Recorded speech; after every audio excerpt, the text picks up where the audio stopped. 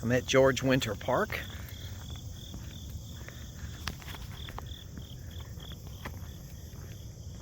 And I'm going to take you with me.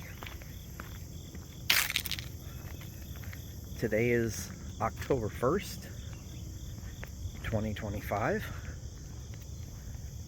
And I took the day off. My wife is at St. Elizabeth's adult daycare. They're looking after her today. That's where she is while I work. But I'm off work today, so today is a special day. It's the day I've selected to mark the onset of my wife's vascular dementia.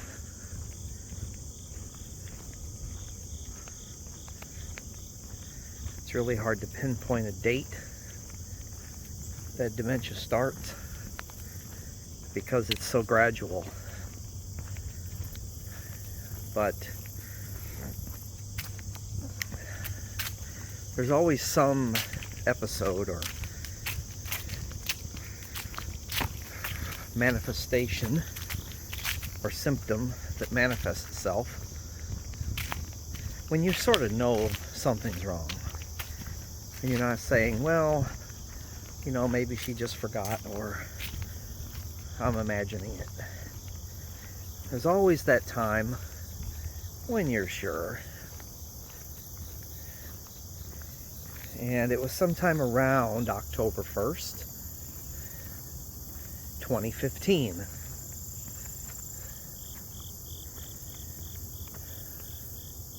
That was 10 years ago today.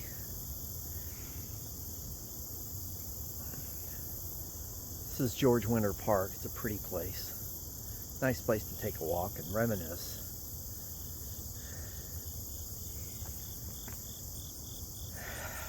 Rita and I were, Rita's my wife, she's the one with the dementia. Rita and I were in Branson, Missouri, taking a nice long weekend in October of 2015, 10 years ago.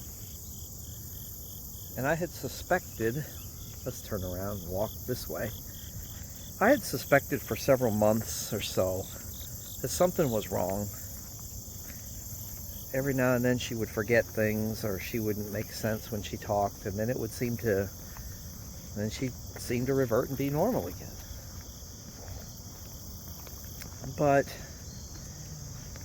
we were in Branson. I think we were there to see the $1 Million Quartet at the Lawrence Welk Theater. And I remember being in the Lawrence Welk Hotel, and I realized it was the 1st of October, and I said, "Hey Rita, what is today?" Mosquito. She didn't know what date it was, which I can understand that. So I said, it's the 1st. And I figured she would know that it was the 1st of October. You know, I had to say, I mean, you tell somebody it's the 1st, they usually know, oh yeah, it's the next month. But she didn't. And one of the early signs of dementia or Alzheimer's is not knowing how time works. Dates, days of the week, months, people's birthdays, things like that. That seems to be one of the earlier symptoms, because time is it's an abstract concept. It's not something you can see. I didn't know all that back then. I just knew something was wrong, though, when she didn't know what month it was. Especially since I had been suspecting something all along anyway. And that sort of acted as a confirmation. So just, you know, And early on, you know, you kind of test people. You know, later on in the disease progression, you stop with the tests. But I decided to test her. Hey, honey, when's our anniversary? I forget. Now, it's a well-known fact that women know their anniversary. Okay, men are the ones that forget. But, you know, even men know the date. We just forget when it comes up. You know, hey, it's our anniversary. But women know the date. They're hyper aware of their anniversary. She had no idea. So I said, well, what month is our anniversary? No idea. And she wasn't being mean or anything. She just didn't know.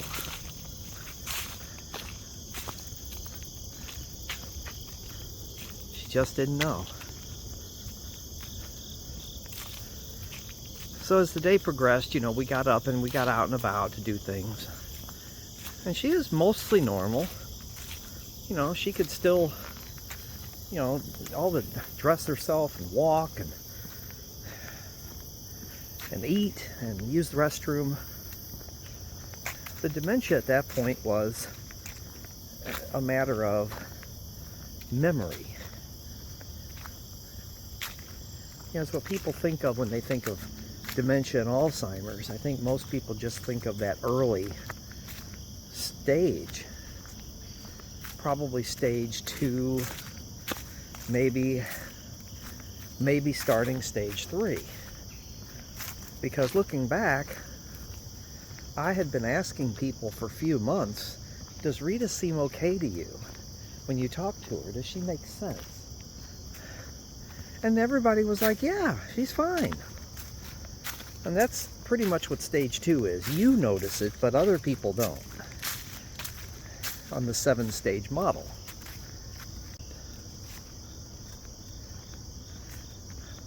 On the 7-stage model for dementia or Alzheimer's, stage 1, there's no symptoms. Stage 2, you notice something's off that no one else does. I mean, generally. It's really pretty here today. Stage 3, other people are noticing it too. But even at stage 3, it's not really preventing them from independent living. They may have trouble with a job, but you know, they can still cook, they can still eat with no problem, they can use the restroom, they can dress themselves. I mean, they're perfectly functioning, okay? Stage 4 is what I call the cliff. That's when caregivers panic. Not only do you know something's wrong, but the person really can't be left alone anymore. All of a sudden, they can't be trusted not to, you know, leave the stove on, or they certainly can't be trusted to operate a car or any kind of machinery. You really shouldn't be cooking anymore because the kitchen's dangerous. They can still dress themselves. They may start having problems with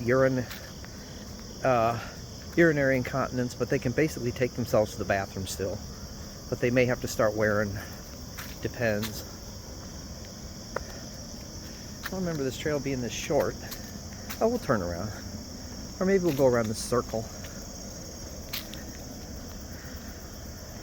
Stage 5 is the stage beyond the cliff. At this point, you've got some kind of help coming in, or you are taking them to a daycare, or you may even place them in a home at that point. They can't be alone anymore. And stage 6 generally adds fecal incontinence, and they don't even know they need to go to the bathroom. So you have to take them, you have to be with them, you have to dress them.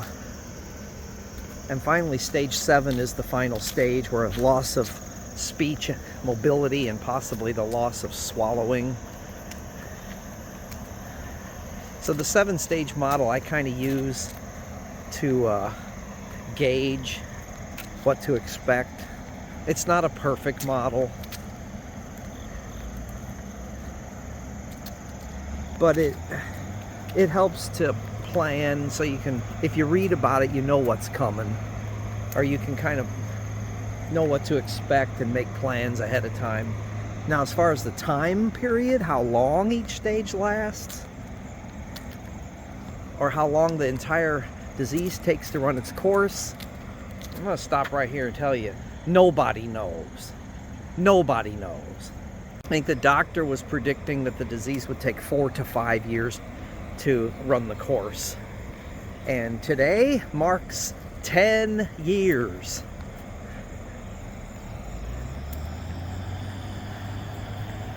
I'm going to turn around and go back through the woods. It's quieter. We got a big crane operating, of course. But yeah, she's out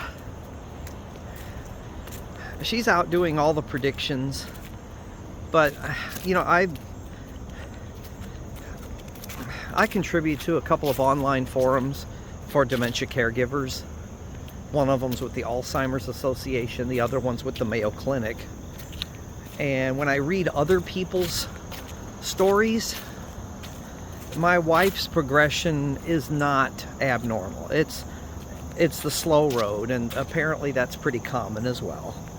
So when people talk about how long this takes and what to plan for, if I place my loved one in a home, how long will they be there? You know, it helps you plan the financial part of it. I don't know. That's why I'm still working.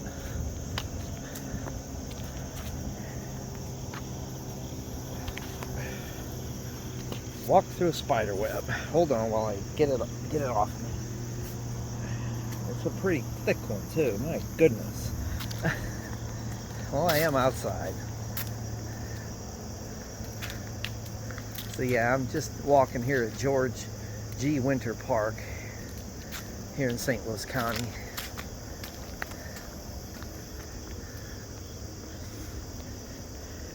But yeah, as far as planning goes, I don't think you can really gauge how long the disease takes to run the course. You might be able to start gauging it around stage 4, because then you've got a timeline. But as far as the staging goes, you really, if you're taking notes as far as your loved one's condition and symptoms, you can always go back and kind of figure out what stage was what after the fact, because it's really hard to gauge when you're in it. Like when we were in Branson 10 years ago today, and she didn't know our anniversary, she didn't know what month it was, and she didn't know my birthday, I sort of panicked. I'm like, this is really happening. I'm not imagining this. This is not going to go well. I remember going into the hotel room bathroom and looking in the mirror and looking at my reflection and saying, Bill, this is not going to go well. You need to prepare yourself for the worst.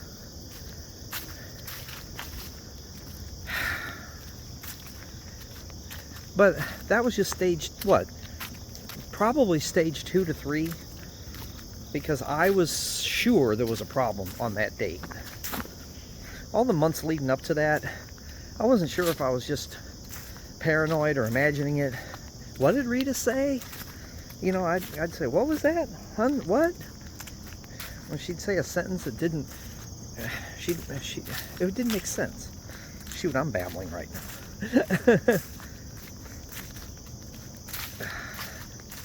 This is a nice walk.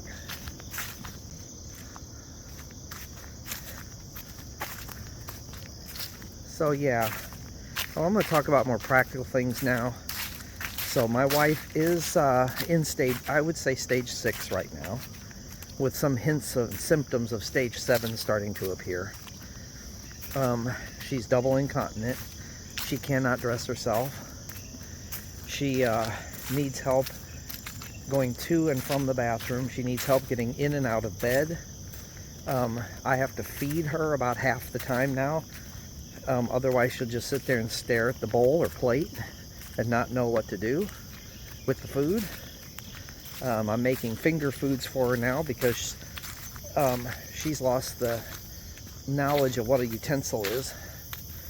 Occasionally she'll pick up a spoon, but most of the time she dives in with her fingers, if she eats at all. Her incontinence is double. It's urinary and fecal. So when I'm changing her diapers, it's one or the other or both, and there's a cleanup after it. So that's all indicative of stage 6. And stage 7 symptoms that are starting to show up, she's becoming a lot less verbal. So I think communication loss is stage 7. She is having trouble walking more and more, but I do take her for walks. I have basically a goal to keep her as mobile as possible, to delay placement in a home as long as possible, and hopefully forever. I really don't want her in a home. I want her with me. Stage 7's a couple, just those 2 symptoms, but otherwise she's fully in stage 6 for sure. I wonder if that's the same tree I saw last time I was here. It doesn't look like it. I hadn't seen that tree. I think I've been too busy talking. But basically, the way vascular dementia progresses is in a stair-step fashion. So your loved one will be at their baseline for a while, and then they'll have an episode where they drop and new symptoms show up almost overnight, and then that becomes their new baseline. And they'll stay there for a while, and then they'll have another episode where they'll lose some abilities, and that'll seem to happen again suddenly, and then they'll have a new baseline that's lower. But with that being said,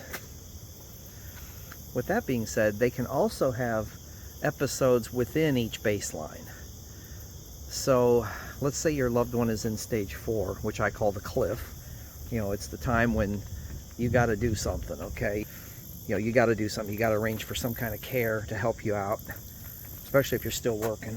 Darn, that spider web was thick. I'm still wiping it off.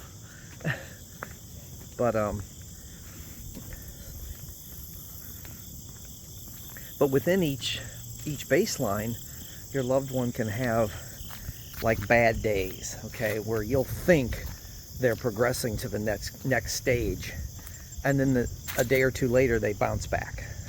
They bounce back to their baseline. So, and then you're kind of relieved because their baseline is a relief. It's like, oh, thank God, they're back to where they were, which was not great, but it's better than dropping off a cliff to the next stage. So the best way I can describe it is like this. Let's say that your loved one is baseline at stage 4, okay? So these are going to be individual days, okay? So each time I say a number, it's a day, okay? 4, 4, 4, 5, oh my God, 5, oh, 4, 4, 4, 4, 4, 3. She's having a really good day today. 4, 4, 4, 5, 4, 4. So if you were keeping a journal, your loved one would be in stage 4, even though she's bouncing up and down a little bit between good and bad days. You know, the true progression happens when you get days like this. 4, 4, 5, 5, 4, 5, 5, 4, 5, 5, 5, 5, 4, 4, 5, 5. You start seeing more days with stage 5 behavior and symptoms, then you can probably safely assume your loved one has declined to the next stage. I really wish I had a more scientific description for you guys, but I'm just sharing with you the experience I've had over the last decade. Today it's been a decade, okay? So anyway, I just wanted to share my experience with you all. Today is October the 1st, 2025, and thank you for joining me today.